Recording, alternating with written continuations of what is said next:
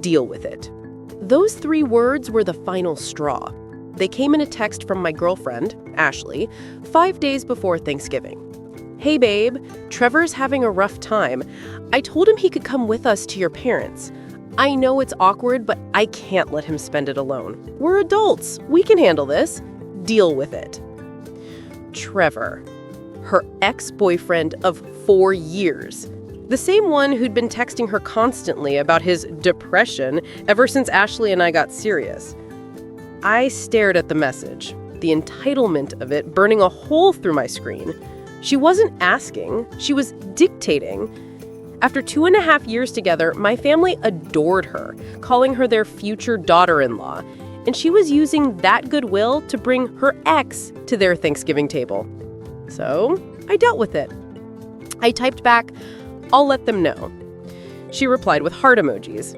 "Knew you'd understand, babe." I didn't tell my family Trevor was coming. I told them I wasn't. I fabricated a work emergency, a server migration over the holiday weekend. My mom was disappointed, but understanding. "Oh, honey, that's terrible, but Ashley's still welcome, of course." Then I opened my laptop, used the money I'd saved for Ashley's designer Christmas purse, and booked a 5-day trip to Cancun. I turned off my read receipts and watched the texts roll in over the next few days. Tuesday, what should Trevor wear? Casual or dress up? Wednesday morning, picking up the pies. Trevor's actually excited to meet your family. Wednesday afternoon, why aren't you answering? We're leaving in 2 hours. Wednesday evening, your phone must be dead. See you there. Then silence until Thursday at 2 p.m. That's when the storm hit. I read the 73 waiting messages on a beach in Cancun, margarita in hand. It was deeply satisfying. The first was from Ashley. "Where are you? Your mom says you're not coming. You didn't tell me. I'm here with Trevor alone. This is so embarrassing." Then the tone shifted to blame. "Your dad asked Trevor if he's my boyfriend. Your sister's giving me death stares. This is your fault." My sister, Megan, later provided the play-by-play. Ashley showed up all smiles, pies in hand, with Trevor in tow. My mom answered the door, expecting just Ashley. "Oh, who's this?" Mom asked. "This is Trevor, my friend. Tom said it was okay." Mom's face shifted through stages of confusion. "Tom's not coming, dear. He has to work. Didn't he tell you?"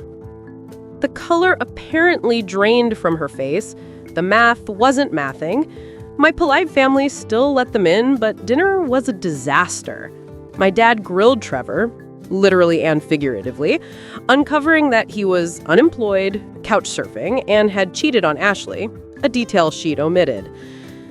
The pièce de résistance was my wine-fueled Aunt Carol, who asked Ashley point blank, "So, you brought your ex-boyfriend to meet your current boyfriend's family, but your current boyfriend isn't here. That's interesting." They left after 2 hours. My mom texted me that night, "We need to talk about Ashley." When I returned, tanned and relaxed, I posted a single sunset photo with the caption, "Sometimes you need to step back to see things clearly." Ashley saw it. The calls started instantly. "Where were you?" she screamed when I finally answered. "Cancun. Good trip. How was Thanksgiving?" "Are you serious? You left me alone with Trevor at your family's house." "I told you I'd let them know. I let them know that I wouldn't be there." "You humiliated me." "No, you humiliated yourself. I just wasn't there to witness it." She showed up at my apartment the next day, but I'd put the chain on the door. "Let me in. We need to talk." "We can talk like this." "Tom, stop being ridiculous." "I'm being ridiculous? You told me your ex was coming to my family's Thanksgiving and to deal with it." She cried, called me heartless, and tried to guilt me with Trevor's sob stories about his family. "Still not my problem," I said. "You made a unilateral decision about my family. Teams make decisions together. You made this one alone." The extinction level event came quickly. She called my mom to spin a story about a miscommunication, which my mother shut down immediately. She posted a vague booking social media rant about insecure men, which my sister expertly dismantled in the comments. Trevor even DM'd me, "Bro, what you did was messed up. Grow up." My reply was swift. The unemployed guy who moached 3 plates of food from my family is telling me to grow up? Maybe focus on getting your life together instead of texting your ex-girlfriend's boyfriend. He blocked me. The final straw was when she showed up at my parents' house with Trevor to apologize in person. My dad, a man of few words, delivered the knockout blow. "You want to know what I think? I think you're still hung up on this loser. Tom saw right through it." To which Trevor piped up, "Hey, I'm not a loser." My dad didn't miss a beat. "Son, you're 28, unemployed, homeless, and following your ex-girlfriend to her current boyfriend's family events. You're the definition of a loser." They left after the police were called. It's been 3 months. The aftermath is a satisfying epilogue. Ashley sent a novel-length email demanding I reimburse her for the pies and gas. I sent her a Venmo request for the commission I lost taking the trip. She started officially dating Trevor 2 weeks after we broke up. Last I heard, he's living with her in the studio apartment she always said was too small for one person. My family, however, has become legendary. My cousin tweeted the story and got 50,000 likes. My dad still calls Trevor leftover boy. This past Christmas, my entire family raised a glass in a toast to Tom's boundaries. My 80-year-old grandmother added, "That girl had some balls, but our Tom had bigger ones." As for me, I'm better than good.